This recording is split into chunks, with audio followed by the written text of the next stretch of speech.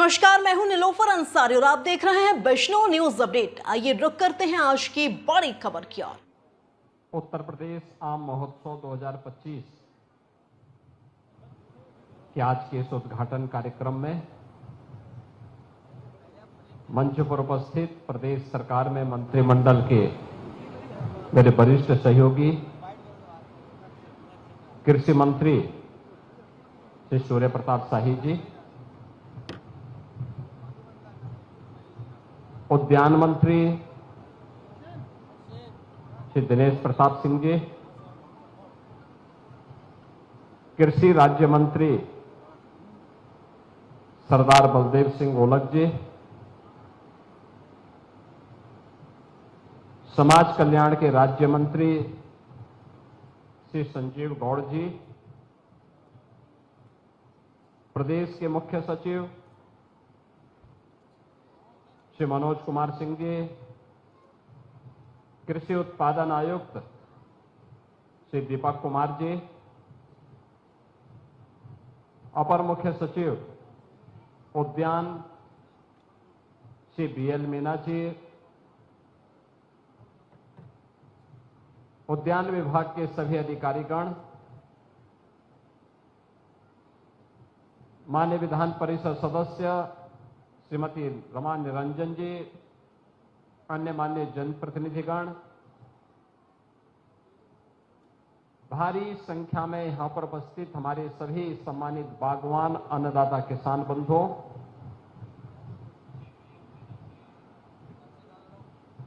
आम उत्पादन के इन कार्यक्रमों के साथ जुड़े हुए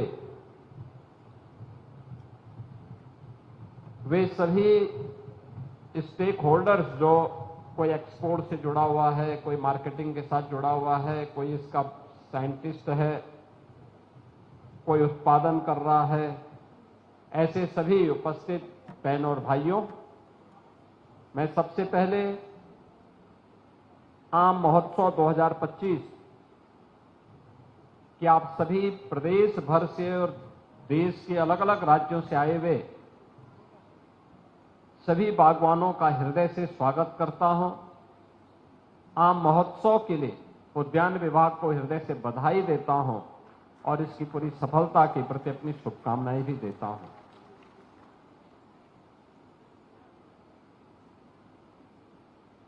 ये सचमुच प्रधानमंत्री मोदी जी के विजन को जमीनी धरातल पर उतार करके उसकी आमदनी को कई गुना बढ़ाने की दिशा में किए जाने वाले प्रयास का एक हिस्सा है।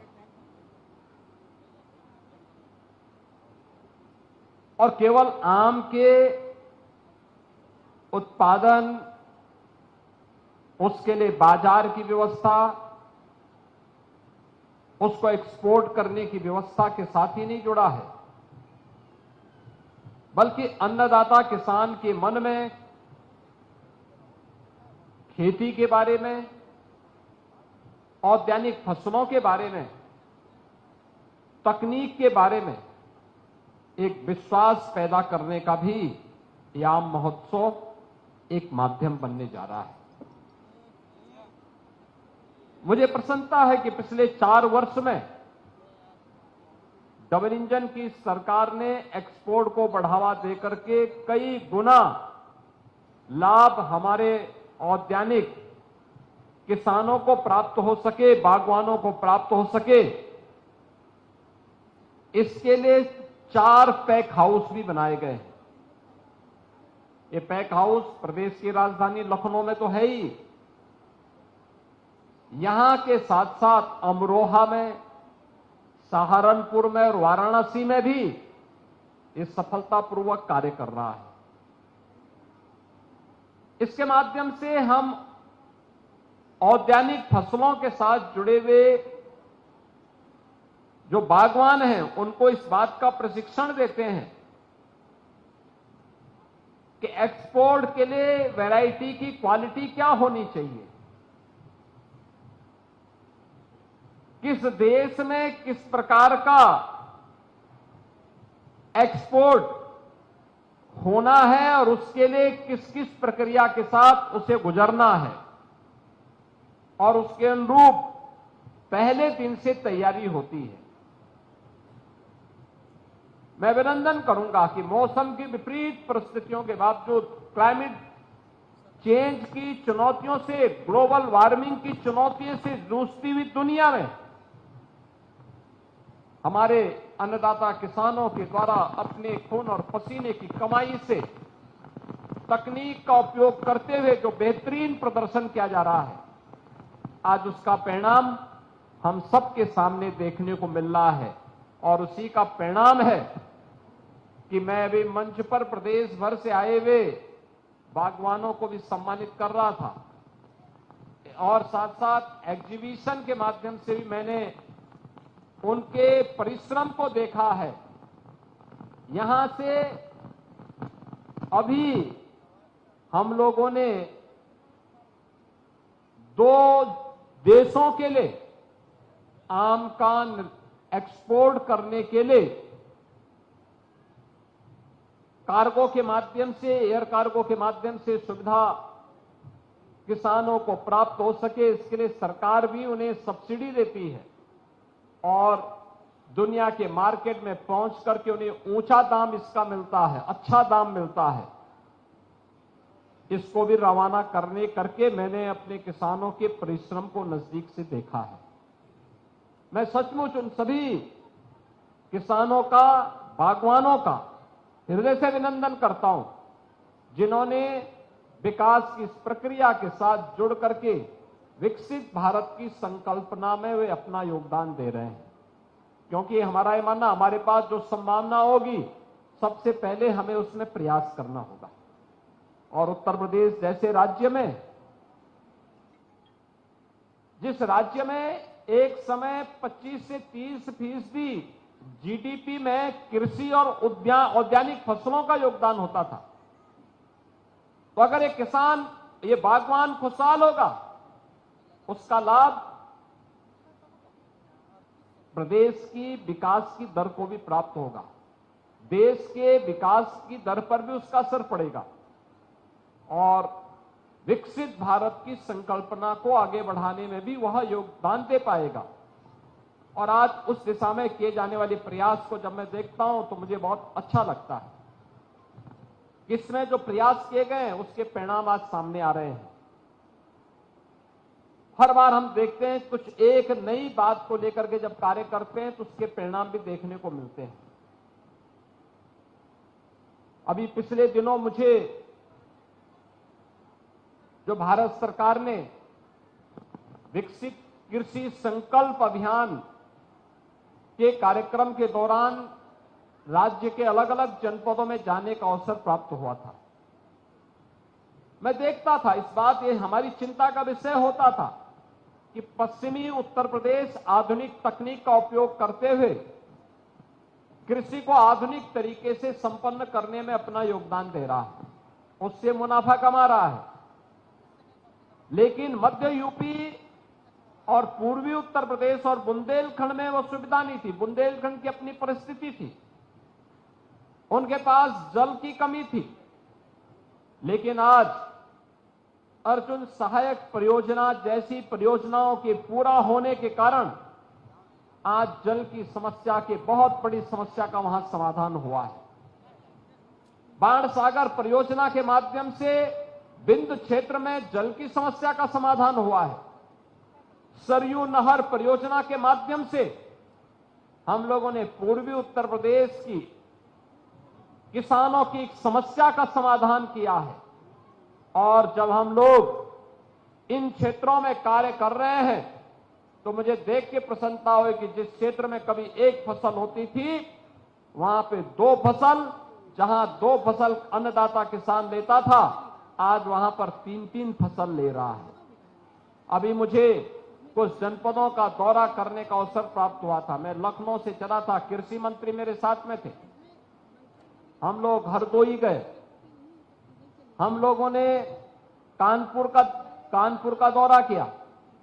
हम लोगों ने हरदोई के साथ साथ अन्य तमाम जनपदों का दौरा करते हुए किसानों के साथ हम लोगों ने औरैया में संवाद किया और मुझे अच्छा लगा कि आलू के बाद मक्का की खेती और मक्का के बाद धान की खेती, तीन तीन फसल किसान ले रहा है।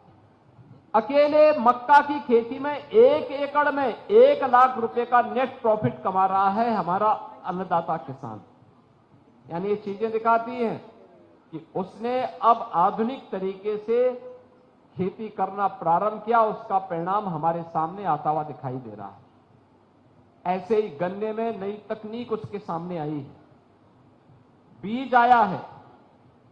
अभी हम लोगों ने इसके लिए कुछ सेंटर ऑफ एक्सीलेंस स्थापित किए हैं, कृषि विज्ञान केंद्र नए तरीके से कार्य कर रहे हैं और इन्हीं तरीकों को आगे बढ़ाने के लिए अब उद्यान विभाग, वन विभाग और अन्य निजी क्षेत्र के भी सहभागिता के माध्यम से अब हम लोगों ने प्रदेश के अंदर फलदार वृक्ष हो, इमारती लकड़ी के वृक्ष हो, छायादार का हो, पर्यावरण अनुकूलित या फिर मेडिसिन प्लांट का हो, औषधीय वृक्षों के लिए भी व्यापक पैमाने पर कार्य प्रारंभ हुआ।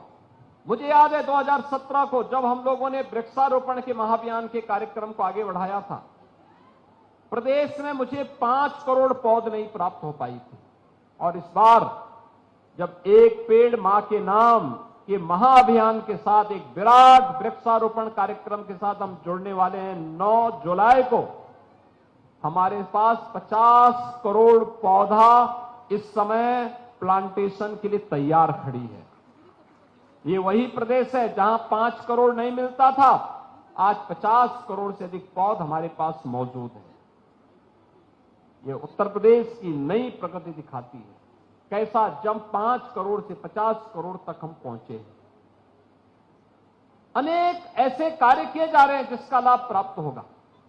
आज के इस अवसर पर मैं भी आपसे अपील करूंगा इस अवसर पर कि 9 जुलाई को एक पेड़ मां के नाम अवश्य लगाएं और 3 दिनों तक यह आम महोत्सव का कार्यक्रम यहां पर होगा।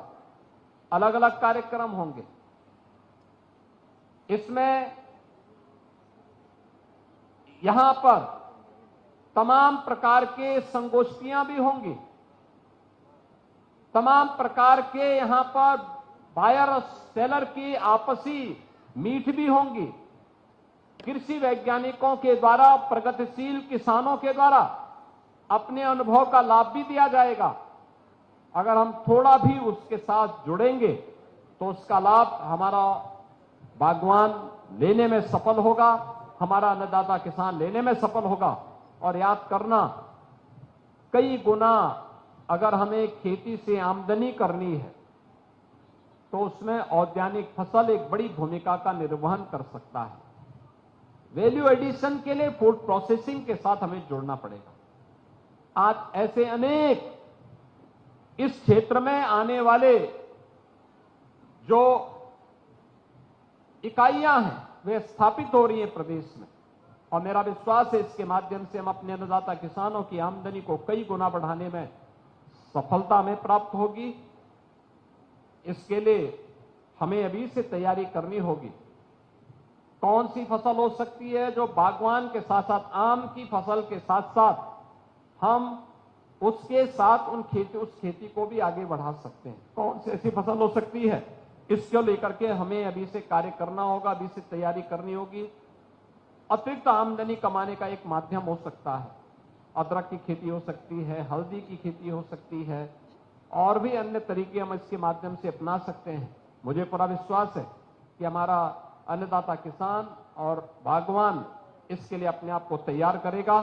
मैं एक बार फिर से आम महोत्सव के अवसर पर उद्यान विभाग को, खासतौर पर विभाग के मंत्री श्री दिनेश प्रताप सिंह जी को, जो इसमें रुचि लेते हैं, और मैं देख के बहुत था कि सबसे पहले उन्होंने रायबरेली के बागवान को सम्मानित करवाया। पता नहीं रायबरेली में बाग हैं कि नहीं है,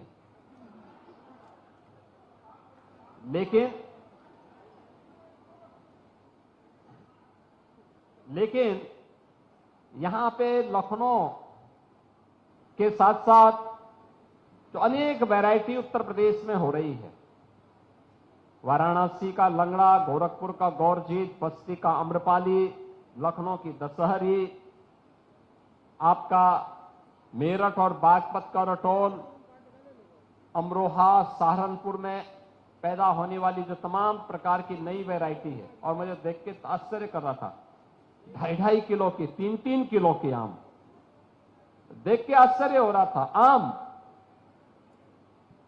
सामान्य लोगों को विश्वास नहीं होगा, लेकिन जो यहां प्रदर्शनी में आके देखेगा, उसके स्वाद को चखेगा, तो सचमुच आम फलों का राजा है। खाने वाले को ही पता लगेगा, जो इसका स्वाद लेगा।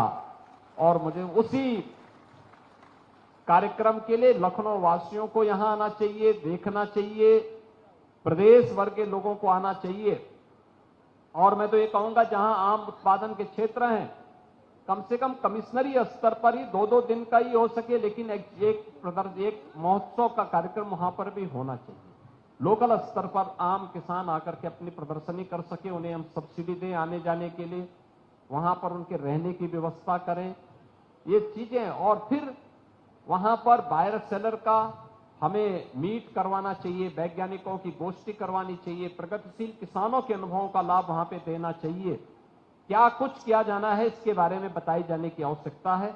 आज के इस अवसर पर एक बार फिर से इस पूरे महोत्सव के लिए मैं विभागीय मंत्री को हृदय से धन्यवाद देते हुए पूरे आयोजन के लिए आप सबको अपनी शुभकामनाएं देता हूं, और विश्वास करता हूं कि आम महोत्सव के अलावा अन्य महोत्सव भी हम औद्यानिक फसलों की इसी प्रकार से कर पाएंगे, तो आमदनी बागवानों की भी और अन्नदाता किसानों की आमदनी को कई गुना बढ़ाने में मदद होगी। आप सबके प्रति मेरी मंगलमय शुभकामनाएं हैं। धन्यवाद। जय हिंद। फिलहाल के लिए इतना ही। बिजनौर की हर खबर सबसे पहले देखने के लिए जुड़िए हमारे चैनल बिजनौर न्यूज अपडेट से, और हाँ, चैनल को लाइक व सब्सक्राइब करना ना भूलें। नमस्कार।